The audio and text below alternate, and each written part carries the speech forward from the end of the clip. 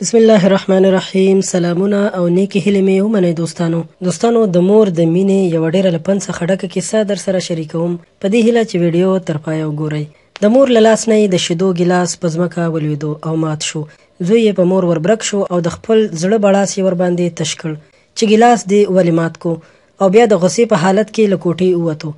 مور یې چې د زوی دا غوسه ولیده نو د خپل زوی د ماشومتوب دوره یې د فلم په څیر ذهن کې راتېره شوه. د خپل زوی ماشومتوب او ځوانۍ باندې زغلنده نظر تیر کړ او ډېره خفه شوه. بالاخره کاغذ او قلم یې په رېږدېدلي لاس راواخیستل او خپل زوی ته یو پیغام د اوښکو په باران کې ولیکه. کله چې زوی یې بیرته راغی نو مور یې ویده وه او لاس کې لوند کاغذ نیولی و. زوی یې کاغذ له لاس نه راواخیست نو دا پیغام یې پکې لیکلی و: زما ګرانه زویه، زما د سترګو توره، زما د زړګي سره زه ډېره بخښنه غواړم چې ستا په مخ کې مې ګیلاس مات کړ، مګر یوه خبره مې په خلاصو غوږونو باندې واوره. ما قصدن ګیلاس مات نه کړ، بلکې زه اوس بوډه شوې یم، ورځ تر بلې مې بدن کمزوری کیږي، د سترګو نظر مې هم کمیږي، لاسونو او پښو کې مې هیڅ قوت نشته، زما لاسونه ریږدي، مړۍ چې خولې ته پورته کوم په سینه مې رالویږي، د ځوانۍ په شان خپلې جامې پاکې نشم ساتلی چې خوشبویي استعمال کړم او خپل نظافت ته پاملرنه وکړم. نو هیله ده ما ملامته ونه ګڼئ، ځکه چې د خپلو کالیو اغوستلو او بوټانو په ښو کولو توان هم نه لرم. مهرباني وکړه ما سره همکاري وکړه، تشناب ته د حاجت رفع کولو لپاره نشم تللی. نن زه ستا د ماشومتوب دوره کې یم. آیا ستا په یاد دی چې ما به تر لاس نیولی وي تر څو چې قدم وهل دې زده کړه؟ ستا هر قدم اخیستلو سره به ما د خوښۍ احساس کاوه چې زوی مې رالوی شو. ستا ژړا او خندا ته به زه شپه او ورځ لاس په نامه ولاړه وم. ستا د ارامۍ او خوب لپاره مې په خپل ځان باندې خوبونه حرام کړي وو.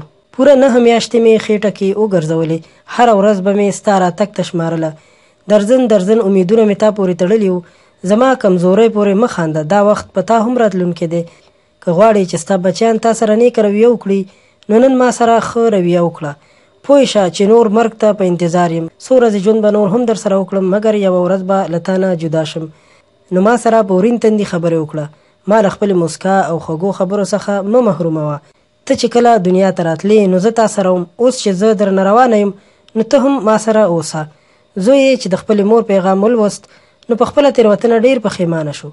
کله چې مور راویښه شوه نو د خپلې مور په پښو کې سر کېښود او له نوموړې څخه یې بښنه وغوښته. د خپلې مور خدمت ته یې ملا وتړله. دوستانو، د مور او پلار سره نیکي او بدي کول یوه کیسه ده چې ته به یې خپله لیکي او ستا بچیان به یې بیا تا ته روایت کوي.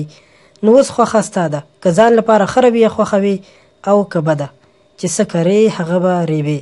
قدرمنو دوستانو، له تاسو څخه یوه هیله لرم چې دا ویډیو نورو ملګرو سره هم شریکه کړئ. کیدای شي د دې ویډیو په کتلو سره د ډیرو مسلمانانو زړونو ته سکون پیدا شي. که غواړئ چې تاسو سره نور هم دغسې په زړه پورې ویډیوګانې شریکې کړو نو مهرباني وکړئ زموږ چینل در سره سبسکرایب کړئ، ورسره خوا کې د ګنټۍ نشان هم ووهئ. ډیره مننه.